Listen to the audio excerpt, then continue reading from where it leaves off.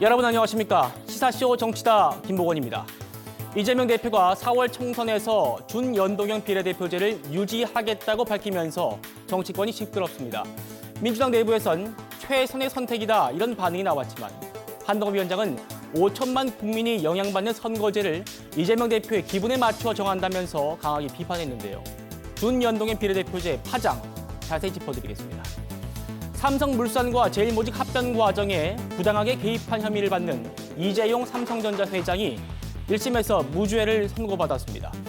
1심 무죄 판결로 사법 리스크가 얼마나 해소된 건지 정리해드리겠습니다.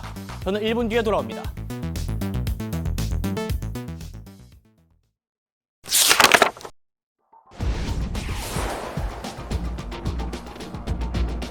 자, 국민의힘 한동훈 비대위원장이요. 설 연휴를 나흘 앞두고 서울 동대문구의 청과물시장과 경동시장을 방문했습니다. 경기도 구리의 재래시장을 방문한 지 사흘 만에 또 우리 전통시장을 찾아서 민생 현장 행보를 이어간 거죠. 오늘도 사람이 엄청 몰렸습니다. 영상으로 확인하시죠.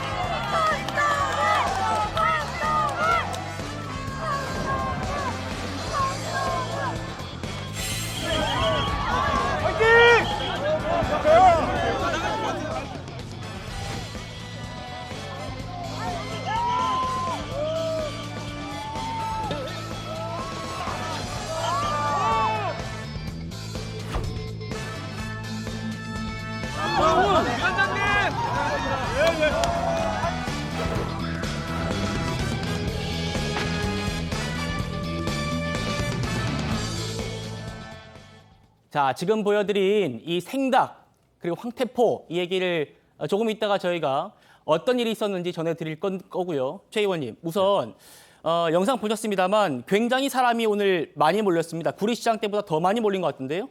뭐 아시다시피 한동훈 그 비대위원장이 그 전국을 순회할 때도 그랬고요. 이제 수도권 순회를 뭐 수원에 이어서 뭐 구리, 김포 이렇게 이제 여러 군데 그 돌았고요. 그리고 오늘 네. 이제 동대문 경동시장을 비롯해서 이제 그 일반 재래시장을 들렀는데 사실 재래시장에 원래 그 뭐 인파가 많이 몰리기도 하고 네. 최근에 또 한동훈 비대위원장이 워낙 셀럽이다 보니까 여기저기 그 개인적 인기가 상당히 치솟고 있지 않습니까? 네. 아마 이런 점들을 종합적으로 반영을 해서 이제 그 유권자들이 많이 몰렸던 것 아닌가 싶은 생각이 있는데 한동훈 비대위원장은 이제 바로 저런 그 본인의 개인적 인기를 그 국민의힘의 인기로 전이시키는데 성공을 해야 예. 임무를 완수하게 되는 것 아닌가.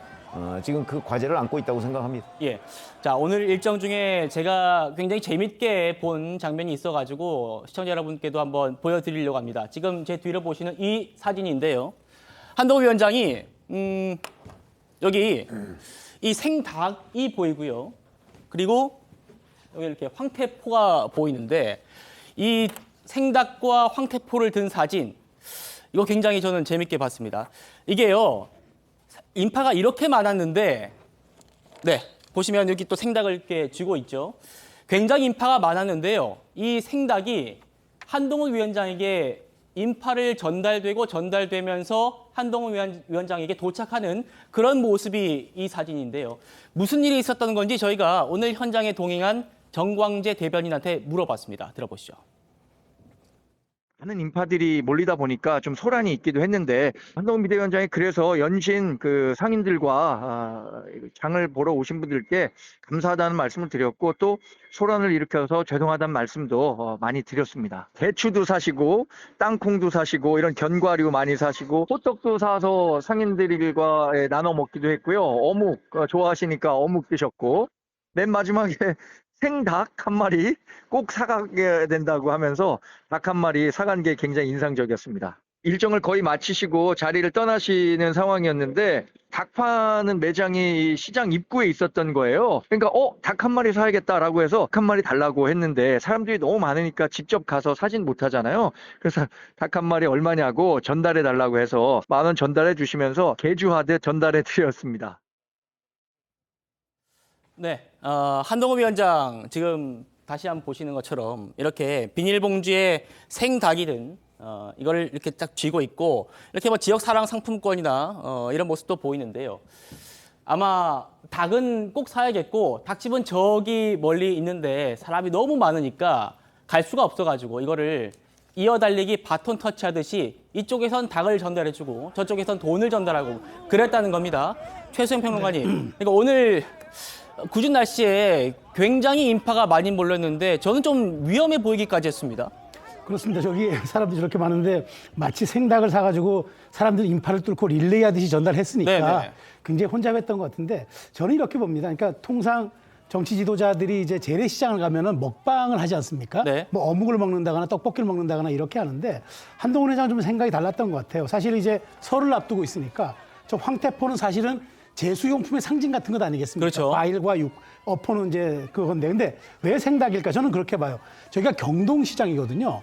뭐 대한민국에서 가장 잘 알려진 양념시장 아닙니까? 그러니까 이른바 건강에 좋은 뭐 대추라든가 이런 약 같은 그런 한약재를 많이 파는 데인데 생닭은 또 원래 우리가 삼계탕이라고 그래가지고 원래 이 저 몸에 보신할 수 있는 그런 한약재와 더불어서 뭔가 이게 효과를 발휘하는 그런 말하자면 건데 제가 보기에 그런 것들을 위해서 한 손에는 그 말하자면 제수용품, 한 손에는 이제 양념시장을 대표할 수 있는 그것을 한번 퍼포먼스로 하지 않았는가. 네. 근데 또 모르죠. 집에서 정말 닭이 필요했는지 제가 그건 알 수 없겠으나 네. 어쨌든 설을 앞둔 퍼포먼스 치고는 굉장히 강렬했던 사진의 한 장면으로 기억될 것 같습니다. 알겠습니다. 저도 굉장히 재밌게 봤기 때문에 여러분께 먼저 소개를 해드렸고요.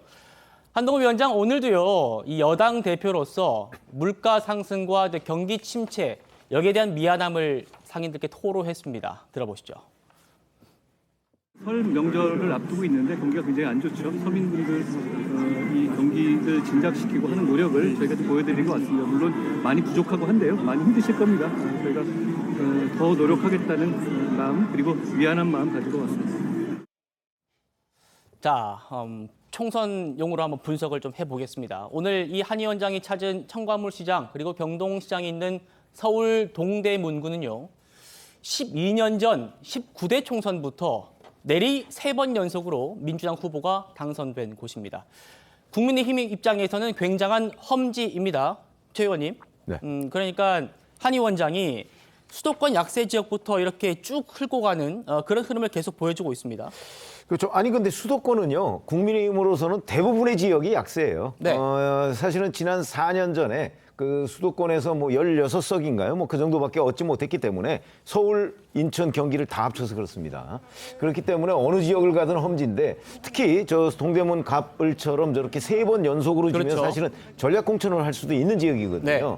그래서 이제 한동훈 위원장으로서는 수도권 특히 이제 서울은 그래도 경기나 인천보다는 조금 낫다고 평가를 받는 곳이기는 하지만 네. 동대문 갑을 이런 이제 시장 중심으로 재래시장 중심으로 지금 그 국민의힘 분위기를 좀 띄우기 위한 것이었는데 아까서 말씀드렸지만 지금 현재 국민의힘으로서는 한동훈 위원장의 개인 인기가 당으로 옮겨가지가 않는 것이 가장 큰 과제거든요. 네. 아마 저런 식의 그 어떤 수도권을 한 바퀴 다 돌고 나면 그 결과가 어떻게 나올지 그걸 우리가 지켜봐야 되겠습니다. 네. 조현상 변호사님은 한동훈 위원장의 오늘 일정 어떻게 좀 보셨습니까? 한동훈 위원장 입장에서는 이런 식의 민생 행보를 통해서 그 국민의힘에 대한 지지세를 확보하고 싶어하는 그런 의도가 있어 보이긴 하는데요. 그렇다고 하더라도 지금 방문하는 지역이 누가 보더라도 총선을 너무나 염두에 두고 험지를 위주로 방문하는 것이 과연 그 지역 주민에게는 어떤 식으로 소구될 수 있을지 그 부분을 염두에 둬야 될 것 같습니다. 네. 그 지역이 원하는 그런 정책에 대한 그런 말씀들을 많이 하시면 좋을 텐데요.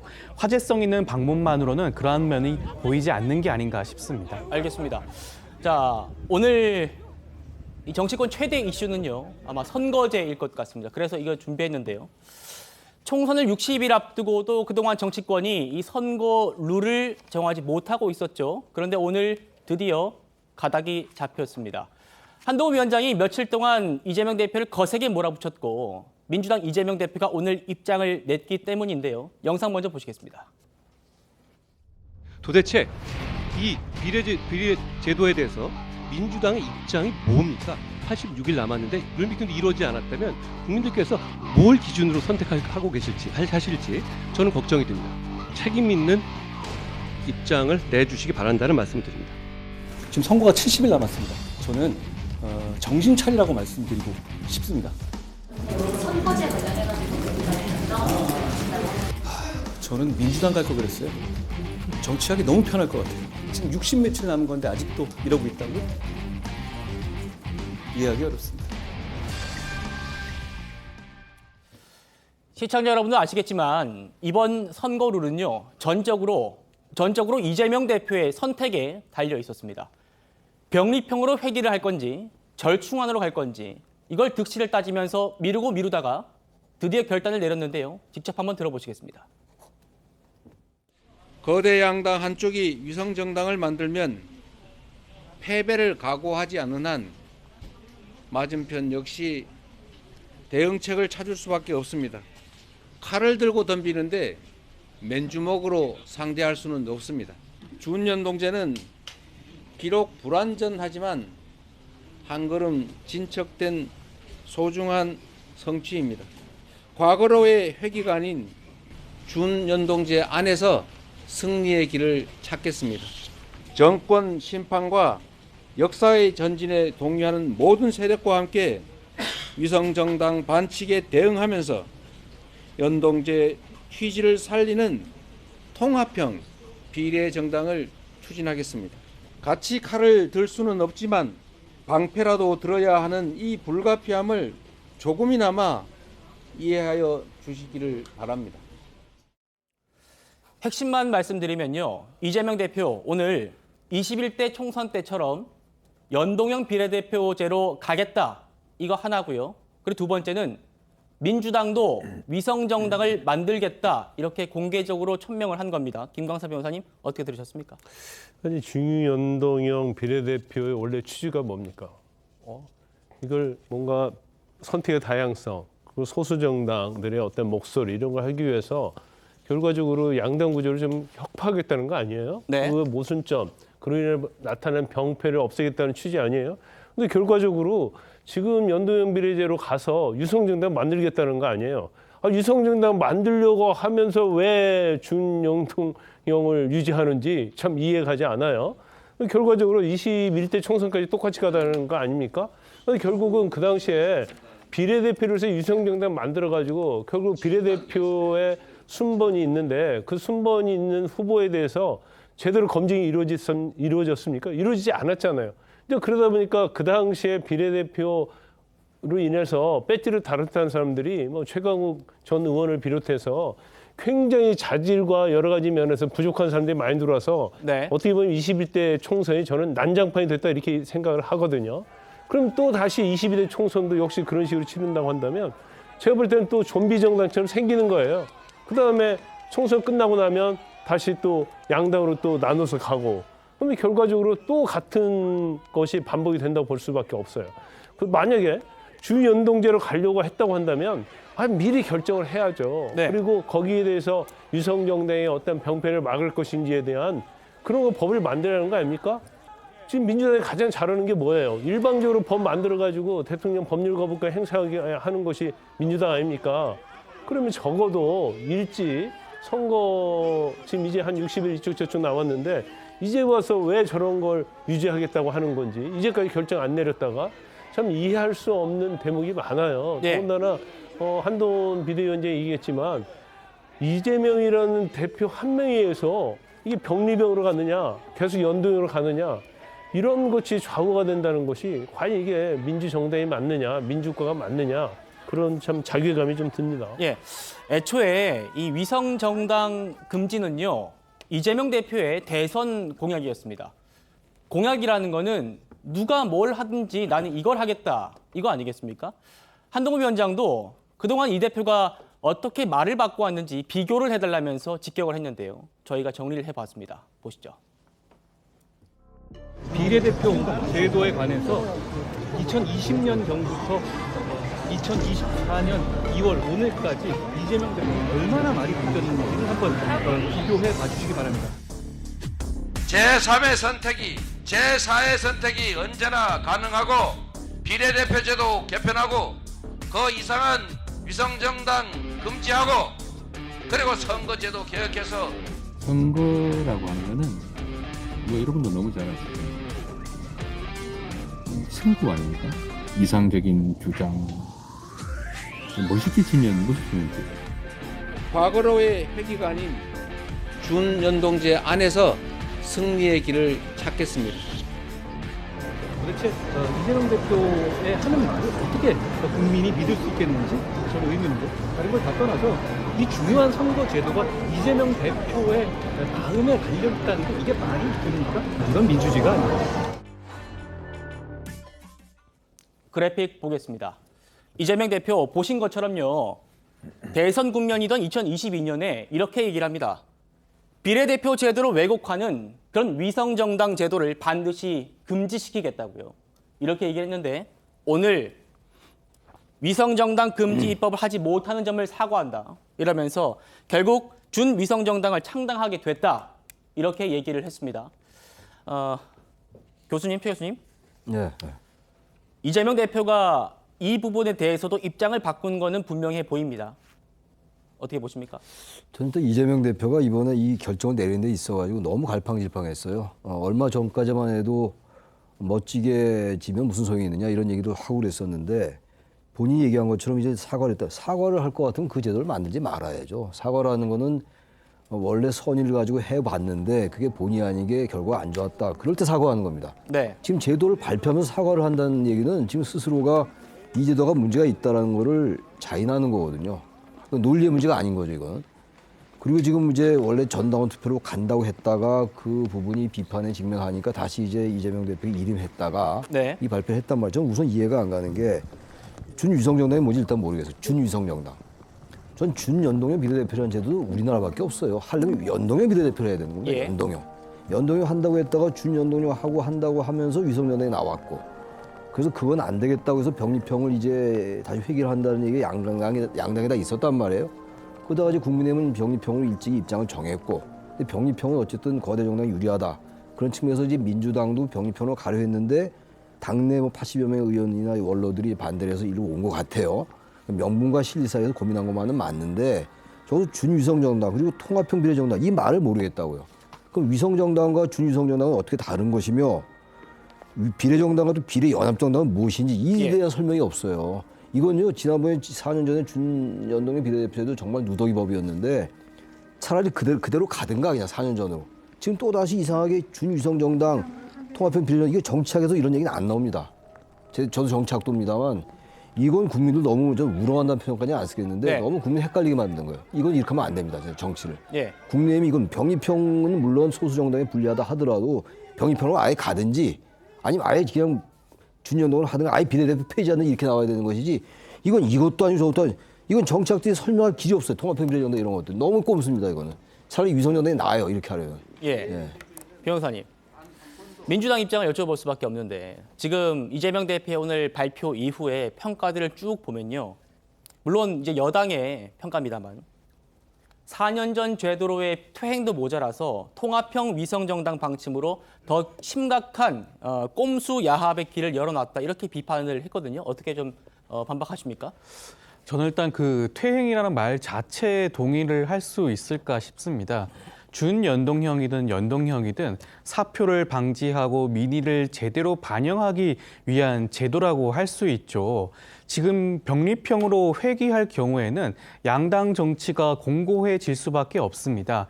이재명 당대표가 이 결정을 조금 더 빨리 했으면 참 좋았을 텐데요. 네. 어찌됐건 병립형으로 회귀하지 않고 기존에 있는 준연동형 제도를 유지하는 것으로 결정을 내렸던 것이고 그리고 통합형 비례위성 정당의 경우에도 민주 진보 진영을 모두 통합을 해서 위성정당의 형식을 만들겠다는 것이기 때문에 과거처럼 뭐 기본소득당 용해인 의원 같은 그런 분들이 다음 국회에도 함께 할 수 있는 그런 가능성을 저는 열어놨다고 보기 때문에 어찌됐건 준연동형의 취지 자체를 무색하게 만들지 않았다.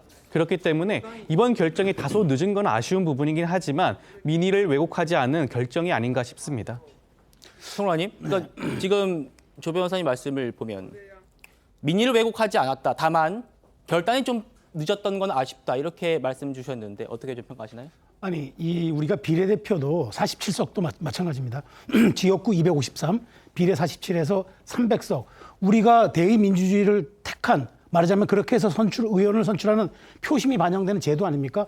이러한 공적 제도를 어떻게 이재명 대표가 저렇게 사적 이익에 의해서 평가합니까? 그리고 이게 말이 좋아서 통합형 비례정당이죠. 쉽게 말해 잡탕정당 만들겠다는 겁니다. 그러니까 민주당 직할정당도 만들겠고 민주당 위성정당도 만들겠고 지금 뭐 감옥 가 있는 송영길 대표 당도 조국 전 장관 당도 우리가 다 수렴해서 다음 대선까지 우리가 이것을 다 시민사회연대라는 말로 포장해서 가겠다. 그 속내를 드러낸 것에 다름 아닙니다. 더더군다나 이렇게 할 거면은 뭐하러 66일 전에 발표합니까? 이거는 오히려 개선이 아니라 개악에 가까운 법안인데 예. 저는 이것을 원래 1년 전에 해야 할 것을 66일 전에 하면서 이렇게 말하자면은 저렇게 말을 포장해서 할 수가 있나요? 저거는 이재명 대표가 정말 그 공적 영역을 사적 이익으로 치환했던 그런 아주 대표적인 사례이기 때문에 저는 이 부분에 대해서는 국민들이 정말 이렇게 우리 국민들의 대의민주주의가 나가는 창구들을 이런 식으로 한 정치인의 자기의 이 사적 이익에서 좌지우지도 되는지 이 점은 제 총선에서 반드시 물어야 될 책임으로 보입니다. 최 의원님, 네. 제가 좀 집중하고 싶은 부분은 이재명 대표가 대선 공약으로 위성정당을 만들지 않겠다 이런 점을 분명히 했었는데 대선 공약을 지금 계속 말을 바꾼 게 이번이 처음이 아니란 말입니다. 여기에 대한 좀 어떤 입장이 있으신가요? 아니 잘 아시다시피 그러다 보니까 사실은 병립형으로 간다고 했을 때 좀 뭐 민주당의 우호적인 매체들이 이래 가지고서야 이재명 대표 말을 어떻게 믿을 수 있느냐 그러면서 대선 공약에 있던 불체포 특권까지를 이제 끌어들여서 불체포 특권 그다음에 비례제 배분 방식 뭐 이 부분에 관해서 이제 이재명 대표를 비판한 사실이 있습니다. 예. 자 그런데 잘 아시다시피 위성 정당을 만들지 않겠다고 하면 두 가지 방법밖에 없어요. 하나는 병립형으로 가서 아예 위성정당을 원천 차단하든가 아니면 준연동형 또는 연동형으로 가되 위성정당을 안 만들면 되는 거예요. 네. 그렇죠? 그건 순수하게 이재명 대표가 결정할 수 있는 상황이에요. 근데 잘 아시다시피 오늘 이재명 대표가 긴급 기자회견이라고 얘기를 하면서 쭉 지난 과정의 문제점을 거의 다 국민의힘 탓으로 돌렸어요. 근데 우리가 이거를 전부 다 지금 하나 둘씩 출발부터 여기까지 다 지금 관찰하고 있잖아요. 그런 점에서 본다면 이재명 대표가 오늘 그 여러 가지 어느 언론 매체는 암호문 같은 기자회견이다 이런 얘기를 했던데 무슨 통합형 비례정당 그렇게 복잡하게 얘기할 거 없어요. 그냥 그거는 위성 정당입니다. 내지는 위장 정당에 불과합니다. 결국 민주당이 다 좌지우지 할 거 아닙니까? 공천부터 나중에 이제 총선 끝나고 통합할 거 아닌가요? 이런 점까지 하면 저는 정치를 정직하게 해야 된다 이렇게 생각을 합니다. 그리고 본인이 약속을 했으면 그 약속을 지키려는 어느 정도의 노력이 필요한 것이지 도대체 그 대선 공약 대선이라는 게 또 오래전 일도 아닙니다. 불과 2년도 안 됐는데 그때의 공약을 까맣게 잊고 지금 국민들한테 표를 달라고 하는 것이 얼마나 민망한 일인가 저는 이렇게 생각합니다. 네, 김 변호사님. 이재명 대표의 말 바꾸는 워낙 습관성이 돼서 새로운 것도 아니에요. 우리는 충분히 이해를 합니다. 그 부분에 대해서는. 그런데 이걸 민의를 반영한다. 아니 어떻게 민의를 반영하는 거예요? 이 제도가. 민의를 반영하려면 유성정당 안 만들어야죠. 유성정당 만들어가지고 비례대표를 할지 아니면 나중에 또 합쳐가지고 또 같은 당 만드는 거 아니에요. 이건 민의를 반영했다. 이건 궤변이다 보고요. 또 하나 이게 제일 중요한 게 나쁜 게 뭐냐면요.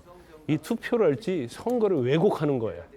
그러니까 사실 민심을 반영하고 투표가 정확하게 반영이 돼야 하는데 유성정당을 각 당에서 만드는 거 아니에요? 거기 좀비 정당 만들어지잖아요. 그렇기 때문에 완전히 국민이 원하는 어느 당에 투표를 하겠다는 그 투표, 그러니까 투표 수에 따라서 사실은 당의 다수당 그런 게 정해지는데 이게 완전 왜곡이 돼버리는 거예요. 지금 국민들이 어떻게 투표하면 자기 투표 가치가 준연동형 비례대표를 갖고 어느 당에 어떻게 간다. 그걸 국민이 압니까? 전에 그랬잖아요. 준연동형 비례대표제 하면서 심상정 의원이 그렇게 얘기했나요? 너무 산수가 복잡하다. 이거 계산할 수 없다 보니까 국민들이 산수 수학을 알 필요가 있느냐. 이런 식으로 얘기를 했단 말이에요.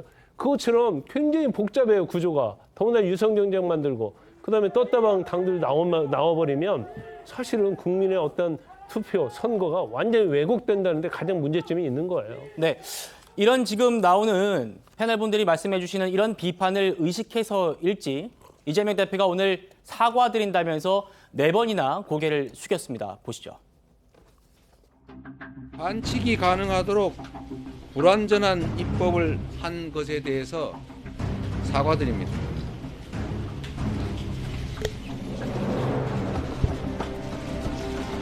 국민께 약속드렸던 위성정당 금지 입법을 하지 못한 점을 사과드립니다.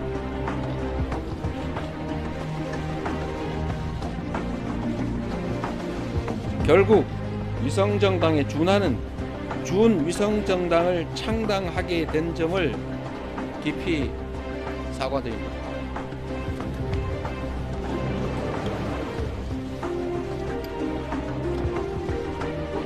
죄송합니다. 그리고 고맙습니다.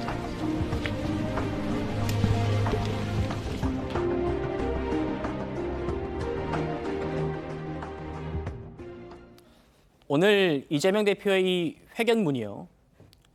마치 암호문처럼 해석이 필요하다 이런 말이 나올 정도로 어려웠습니다. 조 변호사님, 아까 최 교수님 말씀 주셨지만 위성정당이면 위성정당이지 준위성정당은 뭐냐 이런 지적이 나오거든요. 설명을 좀 해주실까요? 아직 구체적으로 통합형 비례정당에 대한 모습이 나오지 않았기 때문에 분명하게 설명드리기는 곤란한 부분이 분명히 있을 것 같습니다만 네. 제가 말씀을 드리자면 과거에도 준연동형 체제 하에서 위성정당을 만듦에 있어가지고 그 민주당 출신 분들로만 채우지 않고 시민단체라든가 여러 제야 쪽에서 분들을 모셔와서 통합형으로 비례정당을 만드는 그러한 모습을 구상하고 있는 게 아닌가 싶습니다. 네. 저는 이재명 대표가 오늘 광주에서 4번이나 사과를 하셨는데 광주는 그 민주 진보 진영에서는 성지와도 같은 곳입니다. 그곳에서 이렇게 사과를 했다는 것은 계속해서 문제가 제기되고 있는 대선 공약 파기라든가 그 선거제 결정에 대해서 지연됐던 부분에 대해서 충분히 사과하는 모습을 보였다고 생각을 하고요. 그렇기 때문에 이런 모든 부분에 대해서 국민이 납득할 수 있는 수준이 되지 않았나 싶습니다. 예, 암호문 같았던 이재명 대표의 이 오늘 회견문 저희가 그래픽 준비했는데 한 번 더 볼 수 있을까요?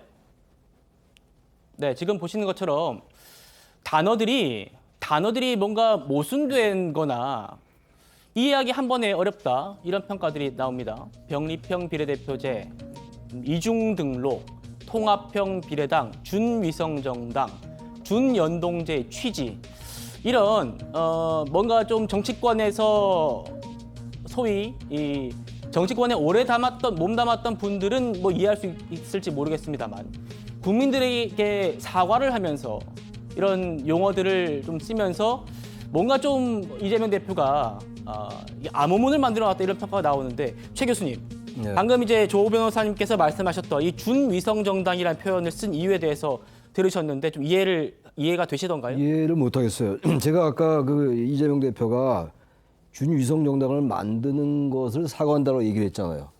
그 잘못된 걸 아는 거예요. 아는 걸 왜 만드냐 일단 이 말씀 드리고 싶고 또 하나 말씀드리는 게 지금 이제 병립형은 거대 양당에 유리하다. 그거 다 알고 있는 사실입니다. 그 다음에 그래도 연동형은 아니라 하더라도 준연동형을 하면은 그래도 소수정당이 유리하다. 이것도 많이 알려진 사실이에요. 근데 네. 문제는 위성정당을 만든 건 잘못된 건 다 알려져 있죠. 그래서 준위성정당 만든다는 건데 제가 이거 하나만 말씀드릴게요. 제3지대 정당 있죠, 지금. 소수정당들이에요. 개혁신당 있고 새로운 미래가 있습니다, 지금. 아직 뭐 이른바 빅텐트는 안 만들어졌는데 네. 지금 여기서 말하는 통합형 비례정당이나 준위성정당 이런 정당들은 모름지기. 제가 추론컨대 녹색정의당이라든지 뭐 사회민주당이라든지 열린민주당 이런 정당을 말하는 것 같아요. 어떻게 될지 모르지만 송영길 신당 뭐 요즘 뭐 검찰 관련된 무슨 창당한다는 거 아닙니까? 송영길 전 대표, 그다음에 조국 신당 이런 정당들이고 이 정당들은 지금 제3지대 정당들이 아닌 거예요. 그러니까 이걸 분명히 하면서 얘기를 해야 되는데 그 구분들을 안 하는데 정말로 소수 정당에 유리하게끔 준연동형이 필요하다면 제3지대 정당 바로 그걸 지향하고 있는 정당한테 유리하게끔 돼야 되는 거죠. 예. 근데 지금 여기서 말하는 통합형 비례정당이나 준위성정당 그게 아니라 제가 지금 나열한 그런 정당들에게 유리한 것이기 때문에 결국은 위성정당인 거예요. 같은 열린민주당 같은 겁니다. 더불어신당 같은 거라서 일단 그 취지에도 안 맞는다 이런 얘기예요. 근데 이거 잠깐만 같이 혼합시켜가지고 뭔가 소수정당 유리하다. 이거 소수정당은 소수정당이지만 그게 지금 제3지대가 제한 그 소수정당이 아니라 이런 얘기예요. 같은 편의 소수정당인 겁니다. 그러니까 이른바 이제 민주당 얘기하는 이른바 민주개혁 세력인 거예요. 근데 그거는 제3지대가 아닌 거죠. 우리가 말하는 민주당과 이 국민의힘 거대 양당이 아닌 제3중도층이 아닌 거라 이런 얘기예요. 그래서 이 취지에도 맞지 않는다는 거예요. 그래서 전 준유성 정당을 이해할 수 없다라고 말씀드리는 겁니다. 조 변호사님, 어떤 뭐 반론이 있으신가요? 저는 이번에 말씀하시는 통합형 비례 정당이라는 게 민주 진보 진영에 대한 대통합 정당이라는 생각이 들고 구체적으로 진행하면서 어떠한 정당, 어떠한 색깔을 가지신 분들이 합류하는지를 지켜보면 아마 국민들이 납득할 수 있는 수준이 아닐까 싶습니다. 그건 위성정당이 아니라는 뭐가 다릅니까? 위성정당이라는 거. 위성정당이 표현을 지금 통합형 비례 신당이라고 했는데요.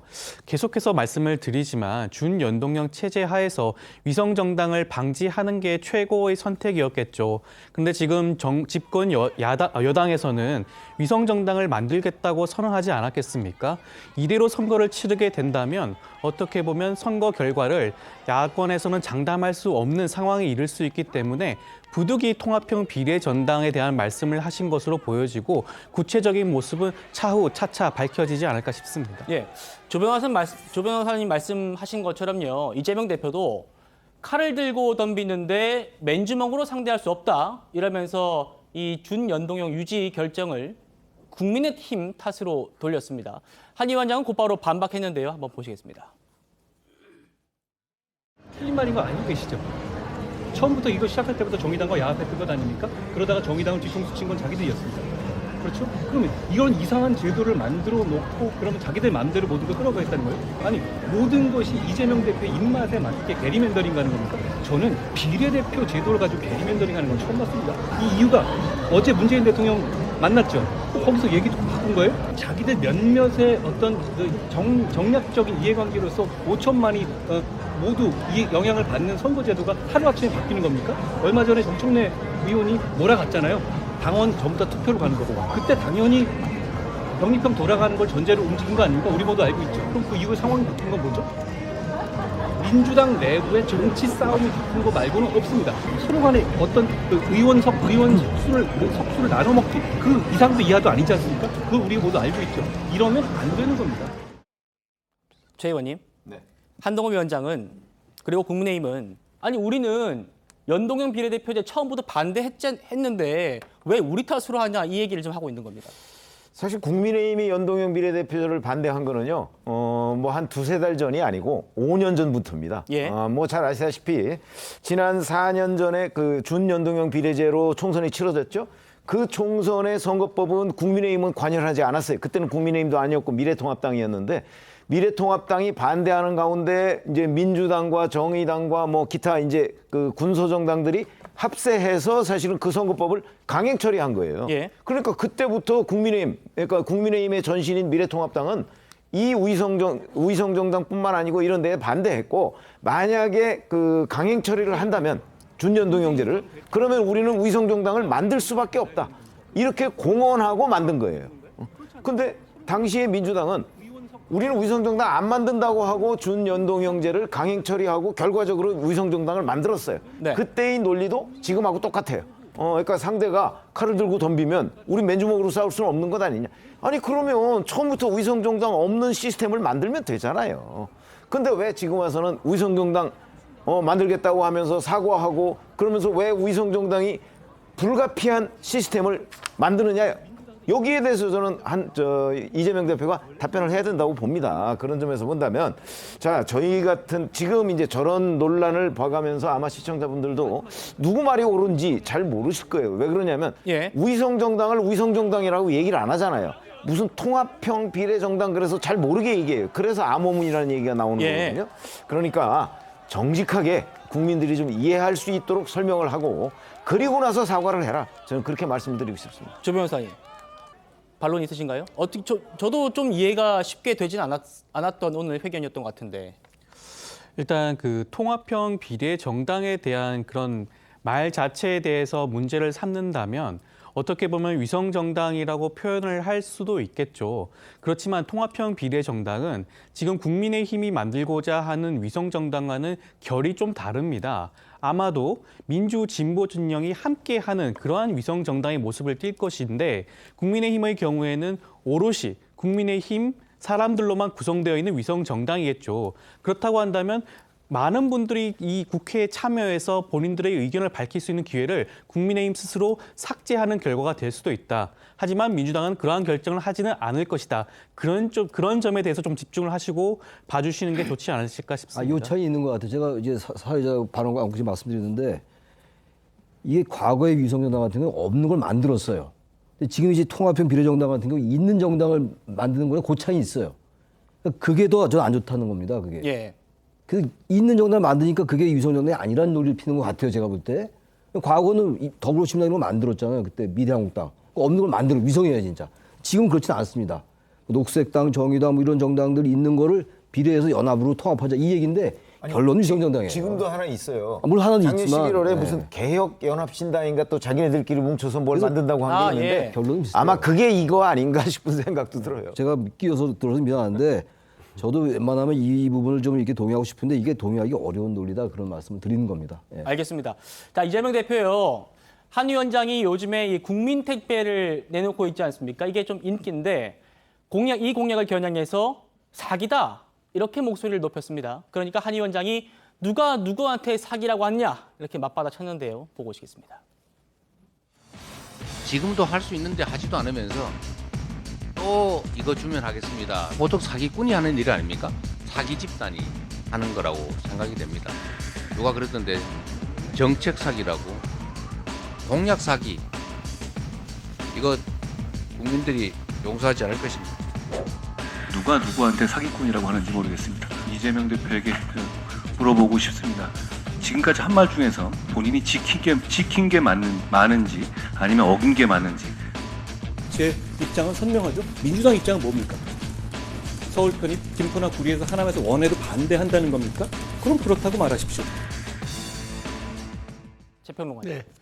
지금 두 사람이 서로를 향해서 사기꾼 아니냐 이렇게 좀 싸우고 있는 모습을 어떻게 좀 보셨습니까? 저는 이제 이재명 대표가 저렇게 사기라는 단어를 썼으면은 저는 이재명 대표가 오히려 말린다고 봅니다. 오히려 말려드는 거예요. 왜냐? 한동훈 위원장이 비대위원장 취임할 때 뭐라 했습니까? 우리 정부 여당은 행정 권력을 위임받았기 때문에 우리가 하는 약속은 집행 능력이 있다. 즉 한마디로 얘기하면 현찰이다. 그러나 야당은 의석수가 많아도 행정 권력을 부여받지 못했기 때문에 네. 말을 해봤자 지킬 수가 없는 가능성이 높아서 어음일 수밖에 없다. 그러니까 우리 얘기는 곧 약속이 될 수가 있다라는 얘기를 했어요. 그걸 얘기를 한 겁니다. 자, 대통령이 지금 민생 투어를 다니면서 여러 가지 정책과 이런 여러 관련한 제도들을 내놓고 그것을 국민의힘이 받아서 공약화하고 상품화시켜서 총선을 통해서 국민 앞에 내놓고 그래서 평가받는 일이 선 건데 이재명 대표가 지금 궁해지니까 뭔가 한동훈 위원장이 앞서 나가서 쉽게 해서 우리가 그 위성도시 얘기까지도 우리가 서울 편의까지도 받아들이지만 또 경기도민이 원한다면은 분도까지도 우리가 한번 추진해 보겠다라고 하니까 왜 다 받느냐고 그걸 사기라고 얘기하는데 그건 사기가 아닌 거죠. 포용성이죠. 그런 측면에서 저는 이재명 대표가 읽어야 될 책이 하나 있다고 봅니다. 저 미국의 조지 레이코프가 쓴 코끼리는 생각하지 말라는 책인데 코끼리는 생각하지 말라. 네, 코끼리를 자꾸 생각하지 말라고 얘기하면 코끼리밖에 생각이 안 납니다. 네. 사기라는 단어를 쓰는 순간 오히려 한동훈 프레임에 말린 겁니다. 그래서 이재명 대표가 저는 전략적 패착을 요즘에 조급증 때문에 너무하는 것 같은데 사기 발언은 정치적 손익으로 치면은 상당한 손이라고 저는 생각이 됩니다. 사기라는 단어는 이재명 대표가 쓰면 쓸수록 피해만 입을 거다. 그렇죠. 이렇게 정리를 해주셨고요. 들으셨습니다마는 요즘에 한동훈 위원장의 발언이 굉장히 독해졌다 이런 평가가 많이 나옵니다. 오늘 이재명 대표와 두 사람의 설전 포인트 죽비였는데요. 이어서 들어보시겠습니다. 이미 권한을 가지고 있는 이 정부 여당이 지금까지 이 국정기조, 잘못된 국정기조를 바꿀 것 같지가 않아요. 그럼 결국은 죽비를 때려야 되지 않습니까? 그 죽비가 바로 선거죠. 이게 무슨 말인가요? 그분 매번 때립니까? 그 예산에 대해서는 여러 가지 의견들이 있었잖아요. 그에 대해서 여러 가지 논의가 있었고 천만 논의가 많을 수 있는 정책입니다. 그걸 가지고 죽비를 때립니까? 왜 이렇게 매번 때립니까? 이런 한동훈 위원장의 말도 또 재밌네요. 김 변호사님. 근데 이제 앞으로 더 심해질 거예요. 이제 서로에 대한 치고받고 공격이. 근데 이재명 대표는 뭐 사실은 이번 총선 자체를 정권 심판대 네. 정권 심판으로 가려고 하는 거죠. 그런데 이제 그렇게 갈 수는 없어요. 왜냐하면 한동훈 비대위원장이 들어섰고 또 한동훈 비대위원장의 어떤 인기랄지 우리가 그 지난 아까 경동시에 인파 봤잖아요. 이제 그렇게 되면 결과적으로 이제 맞붙어서 정면 대결을 할 수밖에 없는 상황에 왔다고 봐요. 그러면 예. 하나하나 뭔가 공격을 할 때는 이제 신중해야 한다. 왜냐하면 한동훈 비대위원장 스타일이 우리가 쭉 봤지 않습니까? 법무장관 했을 때도 뭐 국회 상임위랄지 국회에서 민주당 의원들이 굉장히 많이 공격을 했지만 결국 뭐 100점 100패다 이제 그런 얘기가 나왔잖아요. 그러면 아까 사기꾼 발언 같은 것도 마찬가지죠. 사기는 국민을 이제 속였다는 거 아닙니까? 그런데 거기에 대해서 공약을 던지면 거기에서 비판을 해야 하는데 공약에 대해서 비판은 아니고 이제 회피하는 전략을 쓰고 있거든요. 왜냐하면 그 공약 자체는 국민들이 상당히 이제까지 원했던 공약이기 때문에 예. 거기에 끌려갈 수도 없어요. 더군다나 선거에서 이제 이슈 파이팅이 중요한데 선점이라는 게 중요하죠. 근데 그러다 보니까 자꾸 비판만 하는 거죠. 그러면 예를 들어 서울을 메가시티와 관련해서 뭐 하남이랄지 김포 받을 거냐 말 거냐. 아니 그렇지 않다. 저것은 정말 잘못된 정책으로 한다면 잘못됐다고 구체적으로 논거를 제시하는데 그게 아니고 지금 피하는 정책으로 가고 있는 거예요. 그러면서 네. 뭉뚱그려갖고 사기다 아니다 이렇게 가는 데는 좀 한계가 있을 겁니다. 결과적으로 보면 이제 계속적으로 서로 치고받고는 게 굉장히 강해질 텐데 결과적으로 이제 논리적으로 보면 이제 한동훈 비대위원장이 그런 면에서는 굉장히 강점을 가지고 있는 것 같아요. 그래서 예. 아마 민주당 쪽도 마찬가지고 이재명 대표 쪽에서도 거기에 대한 대비를 해야 한다 이렇게 봅니다. 예, 최 의원님. 네. 지금 이제 총선이 가까워지면 가까워질수록 한동훈 대 이재명, 이재명 대 한동훈의 구도가 굳어지고 있다, 강고해지고 있다 이런 평가가 나옵니다. 어떻게 보십니까? 아직까지 그렇게 볼 상황은 아니라고 저는 봅니다. 지금 이제 한동훈 비대위원장은 끊임없이 이재명 대표를 겨냥해서 이런저런 코멘트를 하고 곧바로 반박하고 뭐 이렇게 하는 반면에 이재명 대표는 지난번에 기자회견에서도 사실은 주어가 없는 경우가 많아요. 그러니까 한동훈 비대위원회를 공격하면서도 한동훈이라는 이름을 얘기를 안 해요. 그러면서 주로 이재명 대표는 윤석열 대통령을 이제 지금 물고 들어가죠. 그러니까 이제 오늘 어느 언론 매체에 보면 이게 프레임 전쟁이다. 뭐 이준석 대표는 한동훈 비대위원장을 물고 들어가고 한동훈 비대위원장은 이재명 대표를 그리고 이재명 대표는 윤석열 대통령을 이런 식으로 해서 프레임 전쟁이다 이렇게 돼 있는데 아직까지는 이재명 대표가 한동훈 비대위원장한테 적어도 어제까지는 별로 말리는 것 같지 않은데 오늘은 뭐 죽비 얘기를 해가면서 그 죽비가 선거다 이렇게 얘기를 하는데 저거는 지금 이제 국민의힘의 선봉장이 한동훈이란 말이죠.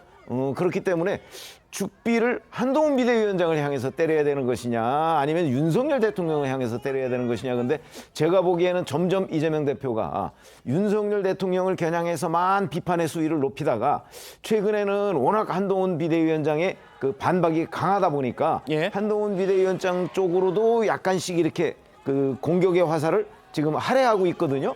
그거는 아마 한동훈 프레임에 좀 말려 들어가는 초입 단계가 아닌가 이렇게 생각합니다.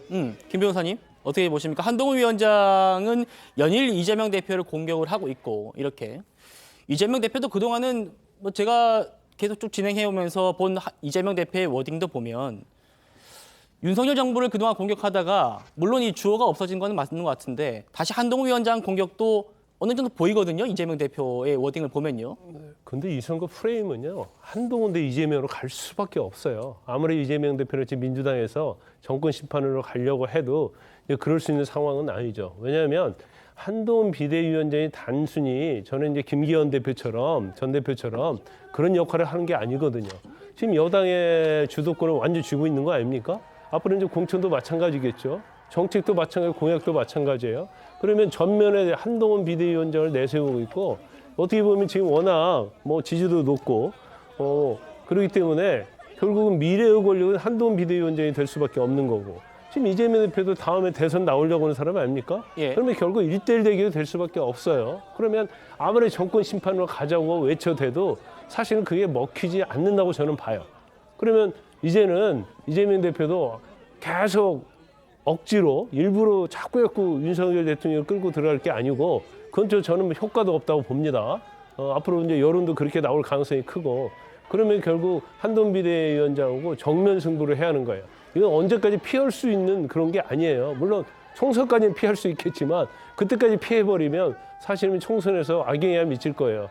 그럼 결과적으로 이제 진검승부를 해야 할 시간이 거의 다 왔다 이렇게 봅니다. 예, 알겠습니다. 저희가 앞서서 한동훈 위원장의 오늘 동대문구 시장 행보를 보여드렸는데요. 이재명 대표도요.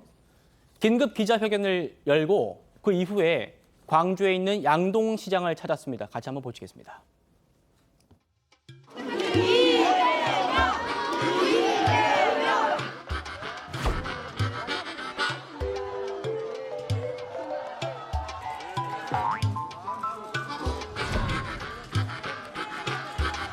맛있네. 여기 좀 먹어야 되는데.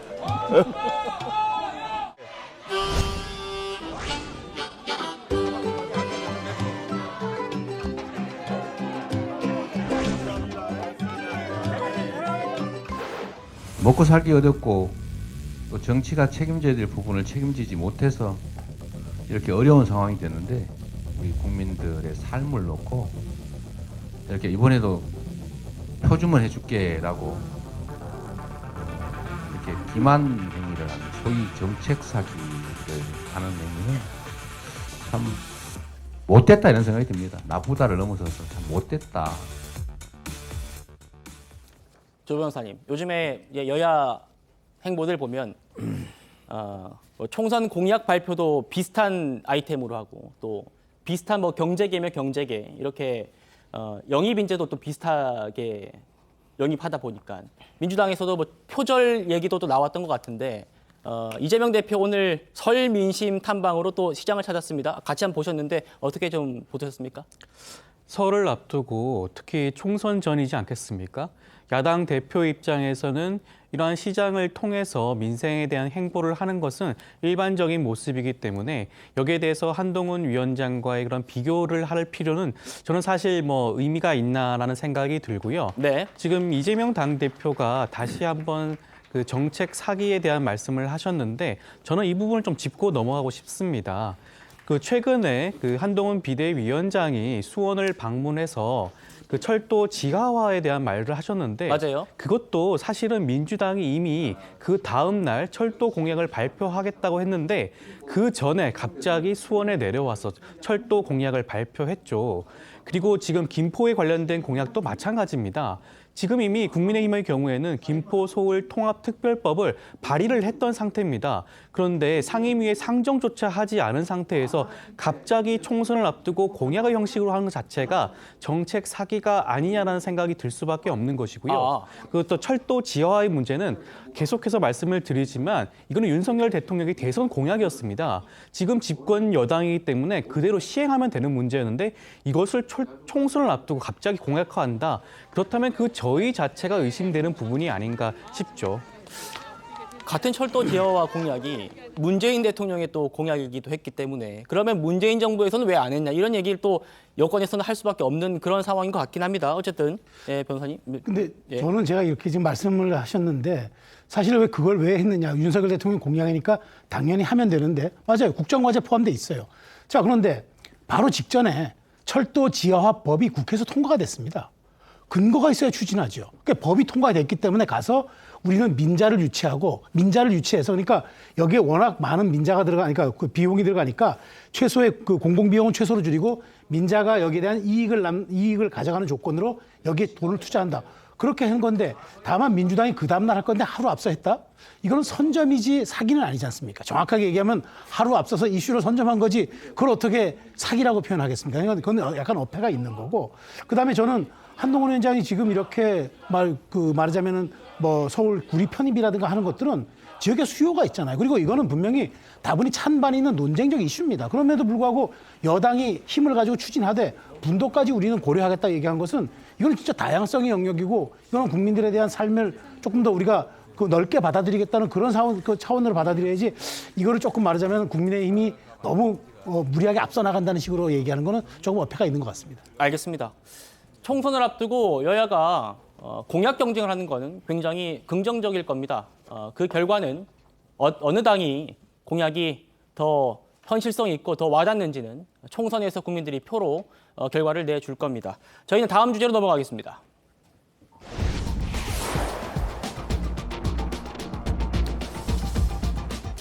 김경률 국민의힘 비대위원 얘기해 보려고 합니다. 지금은 물론 해소가 됐다는 평가가 나옵니다만 대통령실과 이 국민의힘 한동훈 비대위원장의 갈등을 촉발시켰던 그 분이죠. 김경률 비대위원이 어제 총선 불출마를 선언했습니다. 당의 총선 승리를 위한 결심이다 이렇게 밝혔습니다만 이른바 사천 논란이 부담이었음을 숨기지는 않았습니다. 직접 들어보시죠. 저는 출마를 하셔서 한번 이겨주셨으면 하는 마음이 있었습니다. 그렇지만 본인의 생각이 굉장히 강했고요. 아시다시피 김경률은 누구 얘기 듣는 사람이 아니거든요. 제가 그 뜻을 충분히 이해했기 때문에 존중하기로 했습니다. 김경률 비대위원의 불출마가 용산의 그런 요구에 순응을 한 거다 이런 해석이 있고 또 다른 해석이 잘못된 해석이고요. 대통령실에서 뭐 공식적인 제안, 뭐 압력, 뭐 그런 거 전혀 없었고 오히려 있었다면 저는 전혀 뭐 받아들일 생각이 전혀 없고. 주말에 그렇게 연락을 하셨을 때 한동훈 위원장은 뭐라고 좀 얘기를 했나요? 당신이나 나나 둘 다 누가 하라고 해서 하는 사람은 아니다. 결심한 이상은 누가 설득한다고 해서 바꿀 생각도 없는 사람이고. 우리가 용산에서 물러나란다고 물러날 사람들이냐? 이게 한동훈, 김경률 두 사람의 얘기입니다. 변호사님. 그러니까 김경률 비대위원이 결단을 내린 건데 그동안 비대위원을 사퇴하라 이런 압박이 있었는데 비대위원을 사퇴하지 않고 총선 불출마라는 결단을 했습니다. 어떻게 평가하시나요? 근데 저는 이제 아까 김경률 비대위원의 인터뷰에 나오기 전에는 아마 그 김경률 비대위원하고 한동훈 위원장이 아마 숙고를 해서 절충형으로서 총선 출마 포기를 한 게 아니냐 이제 그런 생각을 좀 했었는데 예.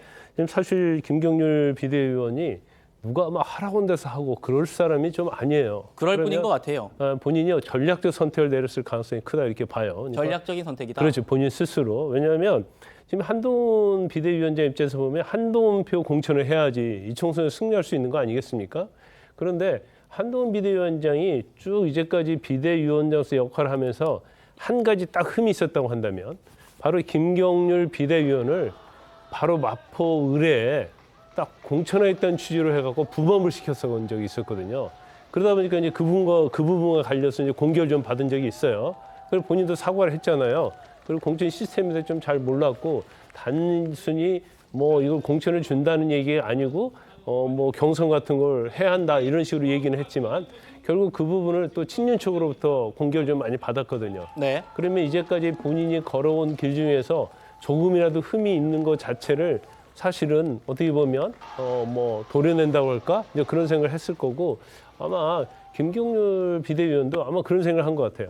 만약에 대통령실의 압력이랄지 친윤으로부터 요구를 받았다고 한다면 그건 비대위원을 그만둬라 그런 요구를 받은 거 아니겠습니까? 그렇죠. 그러면 총선을 출마하지 않겠다고 하는 걸 보면 결과적으로 내부적으로 어떤 생각이 있었을 것이다. 그리고 총선 출마를 접음으로 말미암아서 앞으로 공천에 있어서 어떤 공정성 이런 거에 있어서도 한동훈 비대위원장이 제 갈 길을 갈 수 있는 길을 열어준 게 아닌가 싶습니다. 최 교수님, 김경률 비대위원의 얘기를 보면 나는 절차적인 정당성을 중시하는 사람이었는데 이런 얘기가 불편했다 이렇게 얘기를 했단 말입니다. 이거는 어쨌든 당 안팎에 자기에게 쏟아지는 그런 비판의 지점들을 일부 좀 수용했다 이렇게 좀 평가할 수 있겠습니까? 사천 논란이라는 게 바로 이제 그거겠죠. 예. 공천을 통해서 경선을 통해서 결정된 게 아니었으니까 아마 이제 그렇게 얘기를 한 것 같은데 전 모르겠어요. 김경률 비대위원이 정말로 자신의 생각대로만 한 건지. 네. 아까 본인이 얘기한 것처럼 대통령실에 뭐 제안 같은 게 있었는지 알 수 없습니다. 우리가 뭐 정치인들의 말 다 믿을 수 없으니까. 단지 지금 제일 중요한 건 핵심은 어쨌든 사천 논란이라는 게 최근에 한동훈 비대위원장과 대통령실의 충돌의 가장 핵심이었어요. 예. 물론 이제 김건희 여사에 대한 뭐 논란도 있었습니다만 그것보다도 사천 논란이 얘기가 나오면서 뭐 이용 의원이 지지 철회했다는 얘기도 나오고 이광석 비서실장이 만나서 당신 그만둬라 얘기했다 뭐 이런 얘기가 나왔단 말이죠. 그래서 어쨌든 간에 김경률 비대위원으로서는 굉장히 부담스러웠을 겁니다. 아마 이 부분 자체가. 그리고 이 권력의 속성상 게다가 이 권력이라는 게 지금 아직도 3년이나 남은 권력이거든요. 그렇죠. 아무리 한동훈 위원장은 자꾸 미래 권력 그러는데 저는 아직은 그렇게 보지 않고 아직은 3년 남은 권력인데 어쨌든 그것과 관계없이 사천 논란을 제기했으니까 상당 부담을 갖고 있는 게 한동훈 위원장도 그랬을 것이고 김경률 비대위원도 그랬는데 아마 대통령실로서 이 부분을 해소하지 않고는 갈 수 없을 겁니다. 아마 비대위원 사퇴하든가 아니면 불출마 선언해야 되는 것이 이게 그래서 봉합이라고 얘기했던 거였어요. 예. 근데 이 부분은 비대위원 사퇴보단 대통령실 입장에서는 그 대통령실이 시켰다는 게 아니라 제안하고 압력 넣었다는 게 아니라 아무튼 간에 당신은 사천 논란 때문에 안 된다라는 게 강했을 거예요. 아마 그러한 생각들이 직간접적으로 아마 김경률 비대위원에게 전달됐을 가능성이 있다. 이 전달이라는 게 뭐 전화를 했거나 뭐 핸드폰을 문자를 했거나 이게 아니라 전반적인 분위기가 그런 쪽의 분위기나 뉘앙스가 있는 걸 느끼지 않았을까. 저는 그쪽에도 무게를 두고 싶습니다. 그래서 저는 한동훈 위원장이 앞으로 이제 다음에 또 수순에서 어떤 행동을 하냐에 따라서 한동훈 위원장의 입지가 굳어질 수도 있고 반대로 이게 일패일 수도 있고 아직은 좀 예단하기 어렵다고 생각합니다. 예, 지금 그 얘기를 좀 해보려고 하는데요. 어쨌든 김경률 비대위원이 이번에 불출마 선언을 하면서 이른바 김경률 논란도 정리가 되는 분위기는 맞는 것 같습니다. 그렇다면 김 의원이 결단을 한 뒤에 어떻게 상황이 흘러갈까? 자신의 결단은 한동훈 위원장한테 도움이 될 거다. 이렇게 김 비대위원은 얘기를 했습니다. 들어보시죠. 사천 논란이 있었는데 위원님의 사퇴로 한동훈 위원장에게 어떤 공천에서 좀 주도권을 가져가는 그런 여지를 줬다 이런 해석에 대해서는 동의하실까요? 그러니까 좀 명확히 대답할 필요가 있을 것 같은데 그 의견에 대해서 동의하냐 안 하냐 하면 동의한다. 제가 처음에 의도했느냐 안 했느냐와는 관계없이. 평론가님, 김경률 위원 말대로 자신이 의도를 했든 안 했든 간에 이번 그 논란이 한 위원장의 그 이른바 총선 리더십에는 도움이 될 거다 이런 평가들이 좀 많이 나오긴 하던데 어떻게 좀 평가하십니까? 역시 김경률 위원은 애둘러 얘기하지 않네요. 저는 솔직하게 좀 얘기하는 것 같은데 맞습니다. 저도 그렇게 보는 거는 동의하십니까? 예, 이거는 읍참 경률에 말하자면 그런 사안이 아닙니다. 정확히 얘기하면은 저는 제가 보기에 오히려 한동훈 위원장에게 김경률 위원이 사퇴함으로써 그 많은 공간을 정치적 공간을 열어줬다. 왜냐하면 한동훈 위원장이 지금 그 공천을 물론 이제 공관위가 시스템상으로는 하겠지만 어쨌든 당의 대표로서 공천에서 두 가지 가장 중요한 트랙이 있잖아요. 첫 번째 트랙은 그럼 다선 의원들이 이렇게 어떻게 정리시킬 것인가. 그 문제가 하나 있겠고.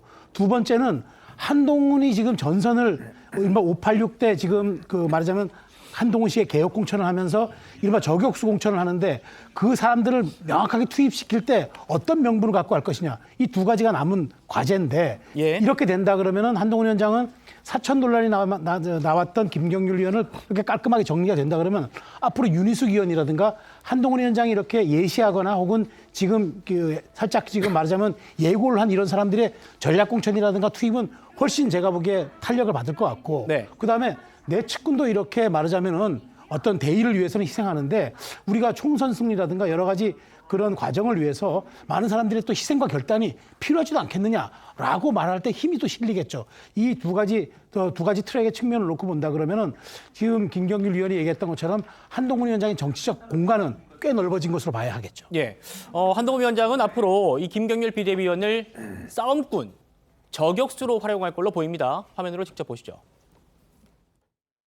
우리의 김경률 의원님. 제가 저번에 회계사 27년 차라고 했는데 사실 직업에 대한 자긍심 그런 건 상당히 작은 편이었는데 이 비대위원이라는 직업에 대해선 상당한 자긍심을 가지게 됩니다. 정의기억연대와 노무현재단에 그간 수차례 한 3년여간을 문제제기했음에도 한마디 이런 방구도 없다가 이번에는 공식적인 입장을 발표하는 것을 보고 참 비대위원이란 직업이 좋다. 이걸 절대 놓지 말아야 되겠다. 그런 생각을 했습니다. 김경률 비대위원께서 시간이 많아지셨기 때문에 앞으로 어떤 더 집중해서 더 큰 일을 하실지 기대가 됩니다. 자, 김경률 위원이 빠지면서 김 의원이 청산 대상으로 꼽았던 이 현역 마포울 지역구의 의원이죠. 민주당 정청래 의원의 반응도 궁금한데요. 네가 와라 한동훈 이렇게 얘기를 했답니다. 예전 반응과 오늘 한 위원장의 얘기까지 한번 들어보시겠습니다. 아니 한동훈 장관도 온다고 오래 만에 하더니 아무 소식도 없고 제가 무슨 안동역입니까? 안 오는 건지 못 오는 건지 서울에 출마한다면 어디로 안타까운 내 마음만 놓고 녹습니다. 여당 대선 주자 1위인 한동훈 정도가 와야 제 의욕이 불타지 않겠습니까? 정청래 민주당 최고위원이 다른 사람 보내지 말고 한동훈 위원장 직접 와라 이렇게. 그분은 늘 재밌는 말씀을 하시잖아요. 최 의원님, 정청래 의원 좀 안도하고 있을까요? 뭐 어떨까요?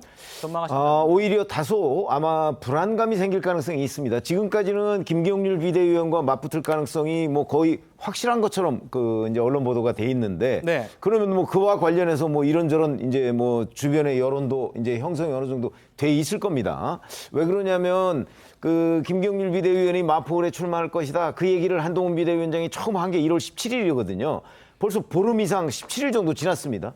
그렇기 때문에 어느 정도 마포울에서 이제 예측 가능한 어떤 본인의 선거 전략 같은 게 있었을 텐데 김경률 비대위원이 갑자기 이렇게 이제 불출마를 선언함으로써 이제 마포울에는 기존의 김성동 당협위원장이 있어요. 있는데 한동훈 비대위원장이 지금 그러면 김성동 당협위원장으로 그대로 갈까요? 아마 그럴 것 같지는 않아요. 왜냐하면 거기서 사면패를 했기 때문에 네. 또 다른 누군가를 이제 아마 물색을 할 가능성이 대단히 높거든요. 네. 불투명성이 증가하죠. 그렇게 되면 이 지역구에서 출마를 하려고 하는 현역 의원들은요, 그 지역구에 변수가 생기는 것을 가장 싫어합니다. 그러니까 지금은 이제 김경률이라는 어떤 변수가 이제 사라지고 새로운 변수가 지금 등장을 하고 있는 거잖아요. 근데 그게 누군지 몰라요. 그렇게 되면 이제 다소 아마 초조한 감이 있지 않을까 이렇게 생각을 합니다. 알겠습니다. 변호사님. 지금까지 김경률 비대위원의 얘기 쭉 들으셨는데 어떻게 좀 보십니까? 이 정청래 의원의 지역구가 이제 다른 사람이 또 올 텐데 좀 어떻게 보셨습니까? 아니 뭐 우리 최 의원님이 연장선상에서 얘기하면 이제 굉장히 불안정해지죠. 네. 그러니까 본인 입장에서는 한동훈이 오라고 하는데 한동훈 비대위원장이 안 올 건 뻔한 거 아닙니까? 그리고 뭐 그 한동훈 비대위원장이 또 체급이 맞지도 않아요. 그래서 그 자리에 가는 것은 뭐 가능성이 거의 뭐 제로에 가깝기 때문에 이제 본인 입장에서는 오히려 뭐 김경률 비대위원장이 오는 게 좋다고 생각할 수도 있겠죠. 그런데 아마 한동훈 비대위원장 스타일로 보면 네. 아마 이 마포을에 아주 센 사람을 보낼 겁니다. 본인도 굉장히 고민이 많을 거예요. 정청래 의원 입장에서 보면. 예, 조 변호사님 반론 있으신가요? 김경률 비대위원이 이번에 마포 지역 불출마를 선언한 것은 저는 현실적인 선택이 아닌가 싶습니다. 본인은 지금 대통령실로부터 어떤 압력도 없었다고 하지만 김건희 여사 리스크를 말하고 난 다음에 한동훈 위원장과 용산 간에 뭔가 갈등 관계가 발생하지 않았겠습니까? 그걸 본다면 김경률 비대위원 입장에서 어떤 선택을 할 수밖에 없었고 비대위원을 사퇴하게 되면 사실상 한동훈 비대위원장 곁에서 도울 수 있는 공간이 굉장히 좁아질 수밖에 없기 때문에 사실 정청래 의원이랑 맞수로 붙었을 경우에 사실상 당선 가능성이 굉장히 낮다는 점을 감안해서 불출마 선언을 하지 않았나 싶습니다. 예, 알겠습니다. 다른 얘기 해보겠습니다. 오늘 국민의힘 비대위 회의실에는요, 제 뒤로 보시는 것처럼 이렇게 목련꽃 그림이 등장했습니다. 굉장히 좀 서정적인 느낌도 준다, 뭐 이런 생각도 드는 백드롭이 오랜만인 것 같은데요. 장애 예술인 최지현 작가의 작품이라고 합니다. 한동훈 위원장이 그제 김포를 찾았을 때 이 목련이 피는 봄이 오면 김포는 서울이 될 거다 이렇게 전망했었죠. 그 발언과 함께 들어보시겠습니다. 목련이 피는 봄이 오면 김포는 서울이 될 수 있을 겁니다.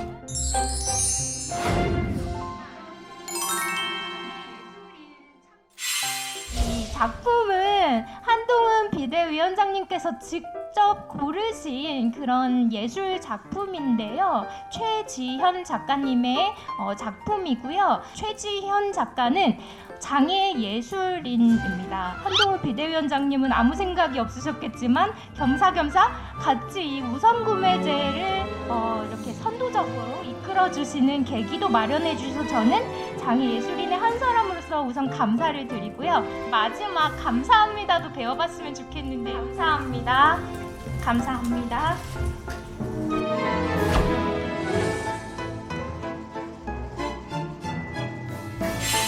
최지현 작가님을 저에게 소개시켜준 분이 바로 우리의 김혜지 의원이셨고요.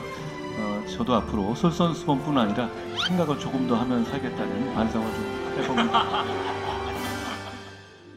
최 교수님, 예. 어떻습니까? 이 목련이 아마 4월에 글쎄요. 꽃을 피우는 예. 꽃으로 알고 있는데 이제 4월도 총선이 4월에 있잖아요. 예. 그때 꽃을 활짝 피우겠다 뭐 이런 의미가 또 담겨 있는 것 같습니다. 근데 제가 이제 좀 여담 하나 좀 드리면 네. 지금 한동훈 위원장이 여의도 사투리를 너무 빨리 배우는 것 같아요. 제가 다들 뭐 한동훈 위원장에 대한 너무 칭찬을 많이 하니까 저 일부러 좀 말씀드리는데 4월이면 지금 오늘 2월이잖아요. 2월 벌써 이제 입춘도 지났는데 김포가 서울이 된다는 게 찬반 양론이 있거든요. 지금 김포 주민 시민들도 그렇고 이렇게 지금 4월이면 2달밖에 안 남았는데 그렇게 빨리 될 수 있을까요?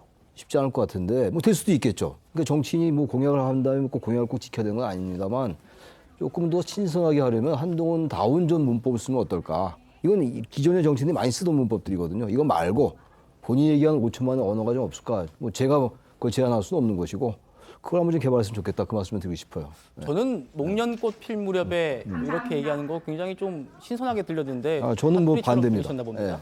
예. 아니 물론 뭐 시각에 따라 다를 수 있겠죠. 근데 아마 우리 최 교수님께서는 4월에 서울이 될 수 있다. 이제 거기에 방점을 찍으신 거고. 좀 목련 뭐 굉장히 아름답네요. 아름답고 그다음에 저런 것들이 사실은 별거 아니다고 생각할 수 있지만 되게 이제 정치인들이 저런 생각을 잘 못하거든요.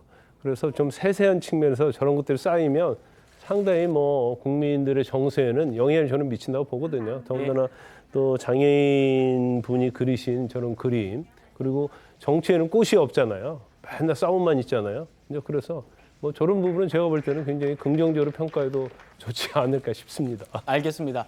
오늘 국민의힘이요 사격 황제 진종호 대한체육회 이사를 인재 영입했습니다. 오늘 한 위원장과 진종호 이사의 모습 화면으로 한번 만나보시겠습니다.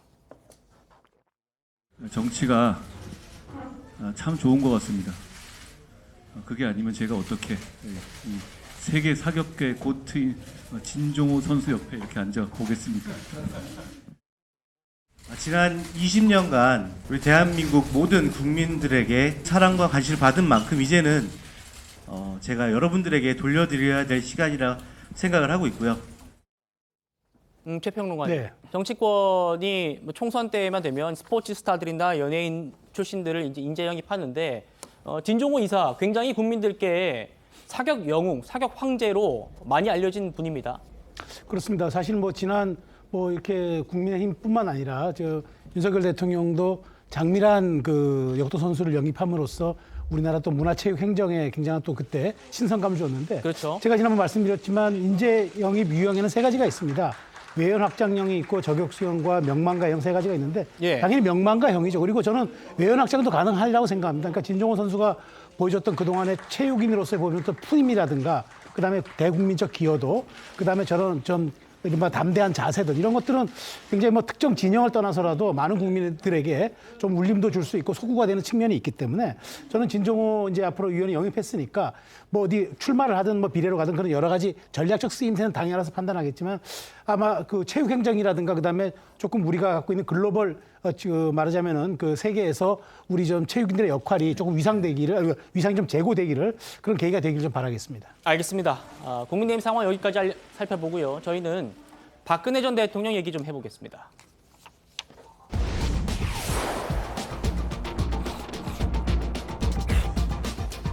자, 총선을 65일 앞두고 이 박근혜 전 대통령이요 보수의 심장 대구에서 북 콘서트를 열었습니다. 박 전 대통령은 이 자리에서요 회고록을 집필한 계기를 직접 밝혔는데요. 함께 들어보시겠습니다.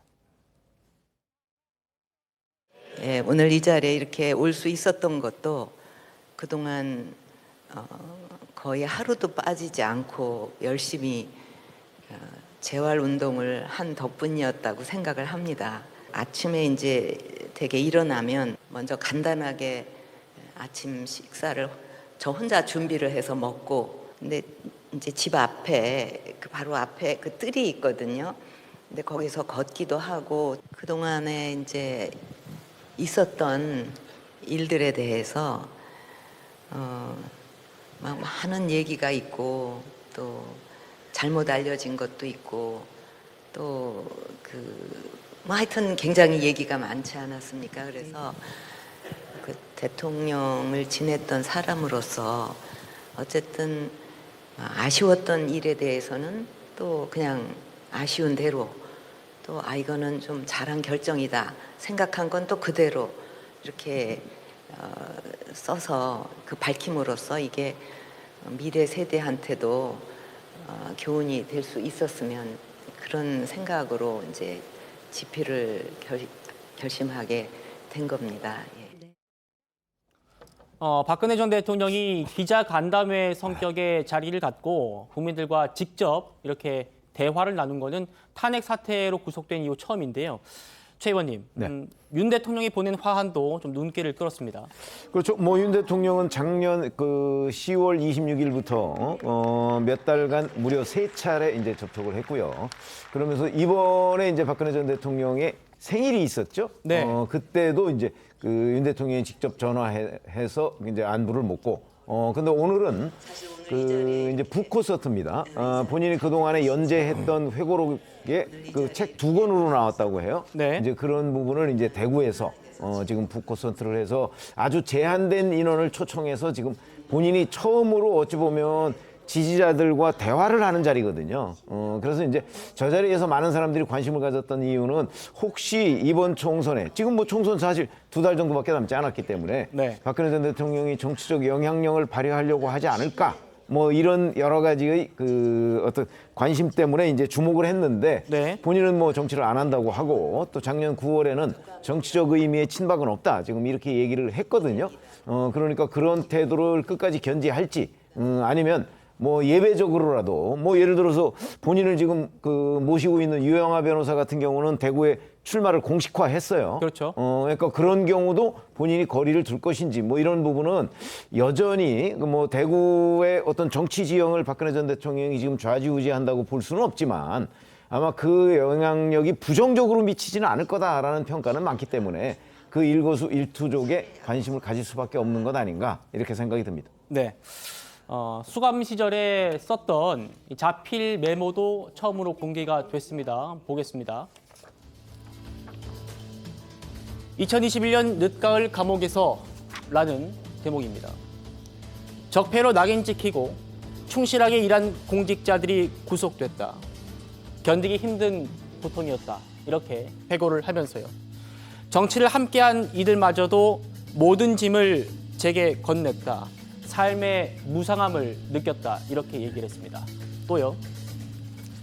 다른 장인데요. 2021년 늦가을 감옥에서 2006년 이 테러를 당했죠. 커터칼 테러를 당한 이후에 저의 삶은 덤으로 주어져서 나라에 바쳐진 것이라고 생각했다. 이제 모든 멍해를 묻겠다. 이렇게 얘기를 했습니다. 최 의원님 말씀처럼요. 이 박 전 대통령 측은 이번 행사의 성격을 정치적 해석은 좀 자제해달라 이렇게 얘기를 하고 있는데요. 박 전 대통령 얘기도 한번 들어보시겠습니다. 이제 저는 그 정치 일선은 떠났고 또 정치를 다시 하지는 않을 겁니다. 근데 물론 제가 재임 중에 하지 못했던 일에 대한 아쉬움은 있고 누군가가 이제 그것을 해줬으면 하는 그런 바람은 있습니다. 그러니까 정치는 하지 않겠지만 제가 이제 국민으로부터 받은 그 사랑이 너무 크고 또 감사하기 때문에 뭐 조금이라도 제가 할 일이 있다면 어떤 일이라도 해서 보답해 드리겠습니다. 최 교수님, 박 전 대통령 얘기 중에 네. 다시는 정치를 않겠다 이러면서도 할 일이 있다면 또 어떤 일이라도 해서 보답하겠다 이런 얘기가 있는데 어떻게 좀 해석할 수 있을까요? 글쎄요, 그 뒷말은 어떤 이제 출마 관련해 가지고 정말 미뤄야 될 사람이 있으면 글쎄 뭐 직접적으로 지원한다기보다도 네. 어떤 형태든 간에 도움을 주고 싶다 뭐 그런 의미인 것 같아요. 왜냐하면 지금 박 전 대통령의 말씀이 정치를 안 하겠다는 그 신념이 워낙 강하잖아요. 그리고 예. 그때 한번 얘기했던 얘기 중에서도 과거의 이전은 과거에 묻겠다 뭐 이런 말씀을 했던 걸 기억을 하거든요. 저는 그래서 박근혜 전 대통령이 뭐 여야 그리고 보수 진보에서 무슨 자신의 얘기를 통해 가지고 영향력을 행사하려기 하기보다는 인연은 과거의 인연이지만 정말로 자기를 도우는 아까 우리 최 의원 말이 그건 일리가 있는 것 같아요. 그런 분에 대해서는 얘기해 줄 수 있는 거죠. 인간이니까, 인간이 인연이니까. 근데 그런 거다 떠나서 박근혜 전 대통령 모습을 보니까 아까 재활도 하고 혼자 식사 준비한다 이런 거 보니까 좀 짠하면 되네요, 솔직히. 예. 과거 박근혜 전 대통령 탄핵할 때 저도 탄핵해는 많이 주장하는 사람 중에 하나였는데 시간이 꽤 지나고 보니까 막 요즘 와서 유난히 정치 얘기를 많이 하는 전직 대통령보다는 차라리 이게 더 좋아 보인다는 제 소회도 있습니다. 네. 알겠습니다. 특히 이제 지역 정치권에서는요 친박에 대한 간접적인 지원 사격 아니냐 이런 얘기가 나왔는데 아무래도 박 전 대통령을 돕고 있는 유영하 변호사 얘기 아닐까 이런 얘기가 있었어요. 저희가 싱크 한번 준비했습니다. 들어보시죠. 그러니까 때로는 좀 멀리 있어. 그런 때로는 아주 가까이 있어.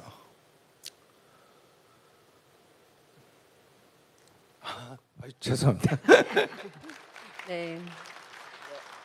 요즘 그 무슨 목이 자주 메이시는 것 같아요. 그동안 하도 기막힌 일들이 많아가지고.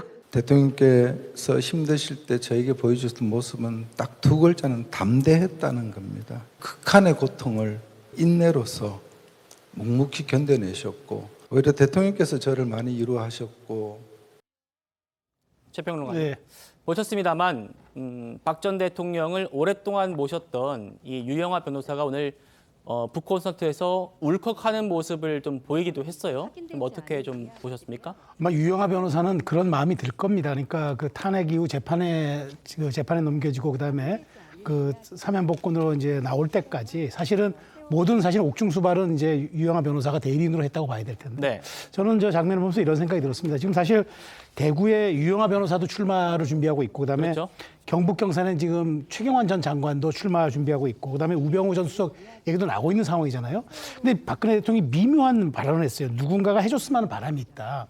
근데 저는 박근혜 전 대통령이 이 이상은 안 나갈 걸로 봐요. 왜냐하면 이것은 이제 알아서 해석과 맥락을 가지고 우리가 이제 받아들일 문제지 누구를 지원해달라든가 이런 말을 안 할 걸로 봐요. 특히나 이제 여권의 분열이 오히려 상당 부분 TK에서 나쁜 악영향으로 나타난다면 그건 박 전 대통령께도 일부 책임이 또 갈 수도 있는 그런 상황이기 때문에 제가 보기에는 이것은 알아서 이제 보수 지지자들이 해석하고 국민들이 받아들일 문제지 여기에 대한 확대 해석들 하는 건 조금 지금으로서는 적절치가 않은 것 같다는 생각이 듭니다.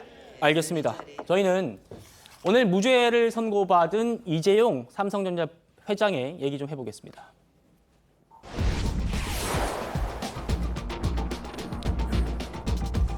자, 삼성그룹 경영권 승계 의혹으로 재판에 넘겨진 이재용 삼성전자 회장이요. 오늘 조금 전에 1심에서 무죄를 선고받았습니다.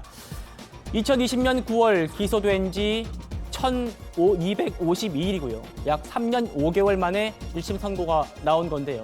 오늘 재판을 마치고 나오는 이 회장의 모습부터 저희가 준비했습니다. 100여 차례 가깝게 직접 참여해 왔었는데 한 말씀 해주시죠. 등기소 복귀 계획은 혹시 있으실까요? 국민들께 하고 싶은 말씀 없으실까요? 이번 판결로 삼성물산 합병과 삼성바이오로직스 회계 처리가 적법하다는 점이 분명히 확인되었다고 생각합니다. 현명한 판단을 내려주신 재판부께 진심으로 감사드립니다. 저희가 2015년 7월부터 이렇게 3년 5개월 동안 이어져온 이 사건을 쭉 정리를 했습니다. 보시면 2015년 7월부터 이 삼성물산과 제일모직이 합병안이 통과되면서 여기서부터 쭉 시작된 건데요. 총 검찰의 수사 기록만 19만 페이지고 증거 목록만 책 4권에 이를 정도로 방대했던 그런 사건이었습니다. 김광삼 변호사님, 이번 1심 무죄 선고 좀 어떻게 좀 분석할 수 있을까요? 이 사건 오랫동안 끌어왔고요. 이 사건 자체가 처음에 이제 삼성바이오로직스의 어떤 분식 회계 이 부분부터 시작이 된 거거든요. 그 당시에 이제 분식 회계가 맞느냐 맞지 않느냐 이게 국제 회계 기준에 의해서 작성된 거기 때문에 분식 회계를 볼 수 있다, 볼 수 없다, 또 볼 수 있다 이런 논쟁이 굉장히 첨예했어요. 네. 그런데 시민단체에서도 고발을 했습니다. 특히 삼성물산 제일모직이 합병을 하는데 합병 목적이 경영권 승계를 위한 목적이었고 그 과정에서 제일모직에 대해서 이재용 회장이 지분권을 23%가 갖고 있었고 삼성물산에 대해서는 지분권이 없었거든요. 그래서 일부러 제일모직의 어떤 주주 가치를 상승시키고 삼성물산을 낮춰서 주가 조작이라든지 시세 조정 그리고 분식 회계 이런 걸 해서 주주에게 손해를 끼쳤다. 이게 혐의의 내용이거든요. 예. 근데 결과적으로 이 19개 혐의에 대해서 오늘 전부 다 또 무죄가 나왔고요. 맞습니다. 그다음에 미래 전략실에서 이 승계 과정을 다 그림을 그렸는데 관련된 뭐 최지성 사장이랄지 김정주 사장 전부 다 무죄가 나왔어요. 그러면 이제 오늘 무죄만으로 보면 이제 기소 자체는 굉장히 무리한 기소가 아니었느냐 이제 그렇게 판단해 볼 수 있어요. 물론 이제 항소심에서 뭐 어떻게 또 갈릴지는 모르겠죠. 그렇지만 지금 재판부 입장은 경영권 승계 목적이 여기에 있었던 건 맞다. 하지만 그 합병 과정에 있어서 어떠한 불법적인 것은 없었다고 이렇게 판단을 한 거예요. 그렇기 때문에 이재명 회장 입장에서 보면 이재용 회장 입장에서 보면 이제 사법적인 거 측면에서 이제 해소가 됐다고 볼 수 있고, 물론 항소심이 있지만 항소심에서도 1심의 결과를 존중할 가능성이 상당히 높아지기 때문에 이재용 회장 입장에서 보면 굉장히 고무적인 일이죠. 네, 저희가 1심 재판부의 오늘 판시 내용을 저희가 미디어월로 준비를 했습니다. 보겠습니다. 자, 1심 재판부가 이렇게 얘기했습니다. 삼성물산과 제일모직의 합병이 경영권 승계 목적만으로 이루어지지 않았고 사업적 목적도 인정된다. 두 기업의 합병은 사업적인 목적이 인정된다. 이렇게 하나의 포인트가 있고요. 다음 보실까요? 네. 그리고 설령 경영권 승계에 도움받으려고 최서원 씨, 최순실 씨 측에 뇌물을 건넨 혐의에 대해서 이게 유죄로 나왔다고 판단했다고 하더라도, 그렇다고 하더라도 제일모직과 삼성물산의 합병이 위법하다고 볼 수는 없다. 이게 두 번째 포인트입니다. 그리고 마지막입니다. 이 삼성바이오로직스의 분식회계에 고의를 인정하기 힘들다. 고의를 인정하기 힘들다. 이 세 가지입니다. 변호사님, 그러면 지금 오늘 19개 혐의에 대해서 모두 무죄가 나왔기 때문에 검찰의 기소가 좀 무리했지 않냐, 처음부터. 이런 얘기가 좀 나올 수밖에 없어 보이는데 어떻게 좀 평가하십니까? 우선 판결문을 좀 검토해야지만이 재판부가 어떠한 생각과 의도로 결정을 했는지를 알 수 있을 것으로 보입니다. 네. 그런데 이미 국정농단 사건에서 이미 유죄로 확정이 된 사건과 연관되어 있음에도 불구하고 관련된 혐의에 대해서 무죄가 나왔다는 것에 대해서 조금 납득할 수가 없지 않는 부분도 있지 않을까 싶고요. 네. 저는 2심과 3심을 통해서 다시 한번 재판부가 판단할 수 있는 여지가 있다고는 생각은 듭니다. 그리고 지금 그 당시 사건 수사를 담당했던 분들이 윤석열 대통령이라든가 한동훈 비대위원장 같은 분들이죠. 그런데 그 당시 수사팀에 있었던 이복현 금감위원장 같은 경우에는 오늘 기자들과의 만나서 삼성전자가 이러한 사법 리스크를 털고 앞으로 경영을 잘 했으면 좋겠다는 그런 의사까지 밝혔는데 이것은 굉장히 좀 부적절한 부분이 아닌가. 수사를 담당했던 사람이 어떻게 그런 수사에 미진했던 부분에 대해서 책임을 질지는 못할지언정 그 결과에 대해서 납득하고 승복하는 말씀을 하실 수 있는지 저는 그 부분이 조금 이해되지 않는 부분이 아닌가 싶습니다. 예, 이 검찰의 기소가 왜 무리했냐 이런 제가 질문 드렸냐면 보겠습니다. 2020년 6월에요. 검찰 수사심의위원회가 수사 중단과 불기소를 의결을 했어요. 불기소해라, 수사 중단해라 이렇게 의결을 했는데 수사팀이 말씀드린 대로 19개 혐의로 기소를 강행했기 때문인데 최 의원님. 네. 그렇기 때문에 오늘 결과를 보면 검찰의 기소 단계부터 처음부터 좀 무리한 게 아니었냐 이런 얘기가 나와서 제가 질문을 드리고 있는 거거든요. 글쎄, 그러니까 저희 같은 경우 법조인이 아니라서 그리고 판결문이 지금 나온 게 아니니까 구체적으로 저희가 지적하기는 어렵지만 이런 일이 벌어지면 늘 자 그러면 수사가 잘못된 것이냐 아니면 1심 재판 결과가 잘못된 것이냐 이제 이런 논란을 빚곤 합니다. 네. 근데 일단 그 법원의 선고니까 이런 부분을 이제 신뢰를 한다면 결국 수사가 잘못된 것이죠. 그럼 수사는 어디서부터 잘못됐는가? 아까 삼성바이오로직스의 분식회계 부분이 그게 이제 논란이 있었다 그런데 너무 무리하게 이 국정농단 수사의 연장선상에서 이재용 삼성 회장을 이런 식으로 몰고 간 것 아닌가 하는 의심은 들어요. 그런 점에서 보면 더군다나 이게 3년 5개월을 1심을 끌었다는 것 자체 그리고서 이 글로벌 기업의 어떤 불확실성을 3년 5개월 동안 지금 이렇게 된 거 아닙니까? 예. 그런 점에서 본다면 자 이게 유죄든 무죄든 앞으로 간에 2심, 3심이 남았으니까 이런 부분은 이 불확실성을 조기에 제거하기 위해서라도 좀 신속하게 재판 결론을 내줬으면 한다. 저는 그렇게 생각합니다. 알겠습니다. 이재용 회장의 변호인 입장이 나와서 저희가 아까 좀 잠깐 보여드렸는데요. 다시 한번 좀 설명드리면요. 현명한 판단을 내려주신 재판부에 진심으로 감사드린다. 그리고 이번 판결로 삼성물산 합병과 삼성바이오로직스 회계 처리가 적법하다는 점이 분명히 확인됐다. 이런 입장을 냈습니다. 물론 지금 패널분들 말씀 주신 것처럼 아직 판결문이 공개가 안 됐고요. 그렇기 때문에 저희가 세세하게 분석해 드릴 수는 없습니다만 어쨌든 결과만 말씀드리면 19개 혐의가 모두 무죄가 나왔다. 이 점은 저희가 전달해 드리도록 하겠습니다. 저희는 다음 주제로 넘어갑니다.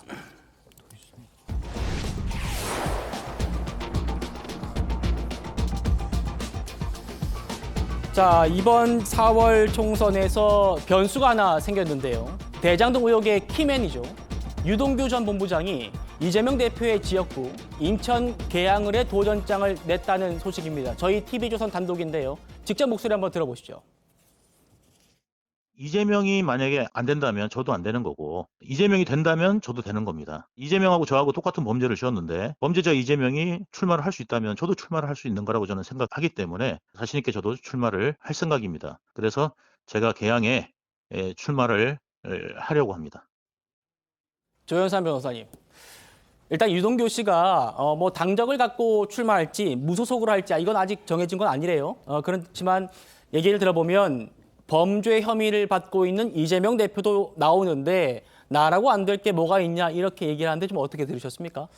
물론 출마하는 것에 대해서는 본인의 결정, 자유의지로 할 수 있는 부분이겠죠. 그렇지만 이재명 당대표를 향해서 범죄 혐의자가 출마하니 본인도 출마하겠다라고 하는 것은 사실은 좀 납득이 되지 않는 부분이 있는 게 이 사건 자체에 있어서 이재명 당대표의 경우에는 아직까지 대장동 사건 그 어떤 사건에서도 확정 판결을 받은 바가 전혀 없습니다. 그렇죠. 그에 비해서 유동규 씨의 경우에는 이미 본인의 잘못을 인정을 한 상태죠. 이재명 당대표는 전혀 그 책임을 인정한 바가 전혀 없습니다. 아직 사법부의 판단이 남아있는 상황에서 범죄자로 몰고 본인의 출마를 어떻게 보면 약간 정치 희화화로 삼는 것은 저는 온당치 않다고 보고요. 네. 인천 계양을 주민들이 과연 어떤 선택을 할지는 자명하지 않을까 싶습니다. 알겠습니다. 이재명 대표 반응이 좀 궁금한데요. 이재명 대표 측은 유동규 씨는 검찰이 마스코트 아니냐 이렇게 비판했습니다. 들어보시죠. 검찰 진술에 호응하는 사람들은 남욱 유동규인데 지금 세상을 활개치고 반대되는 진술을 하면 감옥에 가 있는 이 현실, 이 점이 윤석열 정부의 그런 본 모습이라고 생각하고요. 유동규는 검찰의 마스코트다. 알겠습니다. 이렇게 생각하고 있습니다. 최 교수님은 지금 이재명 대표의 측근이죠. 김지호 전 부실장 얘기 어떻게 들으셨습니까? 저는 뭐 결과적으로 저 지금 김지호 부원장인가요?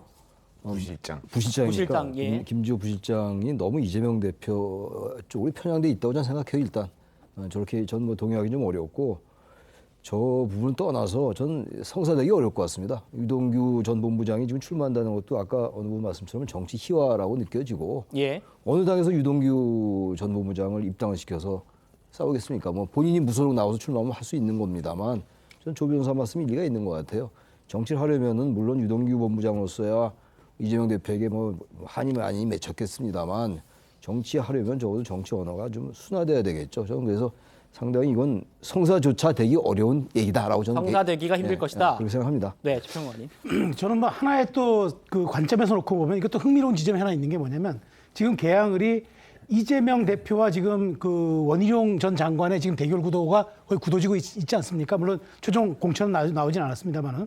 자, 그럼 이거는 그 두 사람의 싸움은 말하자면 정권 심판론이냐 아니면은 그동안 180석의 그 거대 야당으로서 국정의 발목을 잡았느냐는 거대 야당 심판론이 맞부딪히는 선거가 될 수 있어서 굉장히 흥미있는 프레임의 지점이 하나 되지만 만일 여기에 유동규 씨가 말하자면 무소속으로 참전을 한다 그러면은 이거는 대장동의 정치적 재판, 즉 대장동은 지금 사법적 재판을 받고 있지만 정치적인 이 판단은 국민들이 한번 내려줄 수도 있다. 그럼 진짜 누가 범통이냐? 여기에 대한 건 사법부의 판단과는 별개로 국민들이 투표로서 정치적 판단을 내릴 수 있는 또 하나의 흥미로운 지점이 될 수 있기 때문에 저는 이걸 가지고 마치 이제 뭐 검찰 마스코트가 누구의 사주를 받아 출마한다는 식의 이런 뉘앙스는 저는 대한민국의 참정권을 가진 사람으로서 너무 동의하기 좀 어렵다는 말씀을 드립니다. 알겠습니다. 자, 이런 가운데요.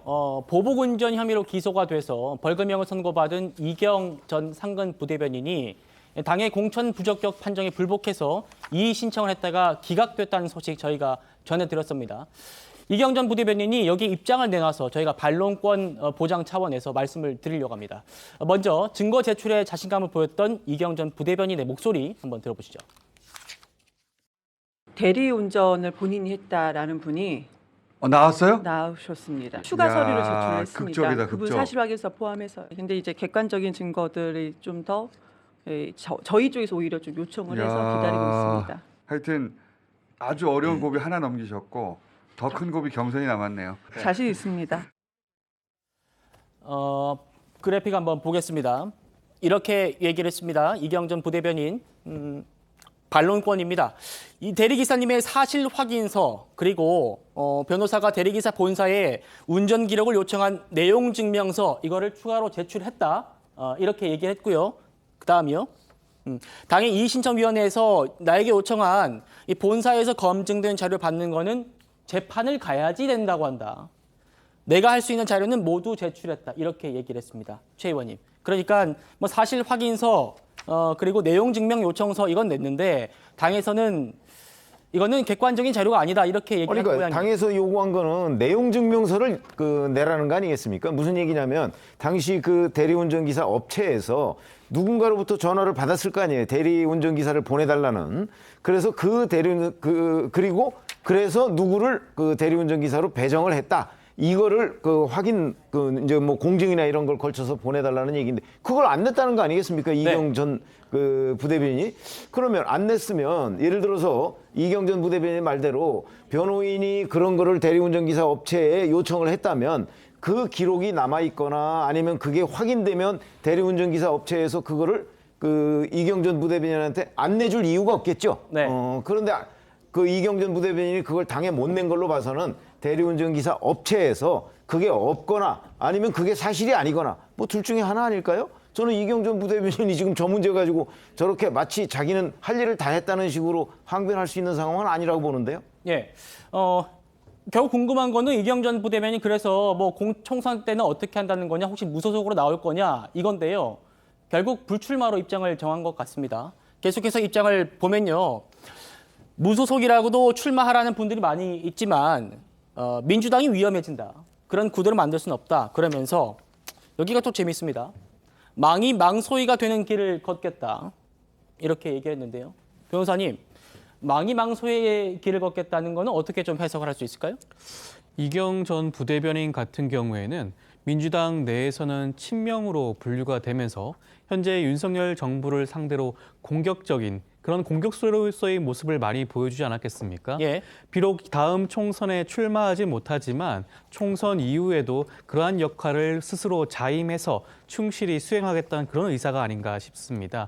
저는 또 덧붙여서 드리고 싶은 말씀은 그 회사를 상대로 내용 증명을 보내더라도 회사가 거기에 대해서 답변을 할 의무는 없습니다. 일반적으로 소송 과정에서 법원이 그러한 사실에 대해서 요청을 하더라도 응하지 않는 경우가 다반사이기 때문에 그것을 가지고 이경 전 부대변인이 잘못이 있다 없다를 판가름할 수는 없을 것 같습니다. 알겠습니다. 여기까지 하고요. 저희는 다음 주제로 넘어가겠습니다.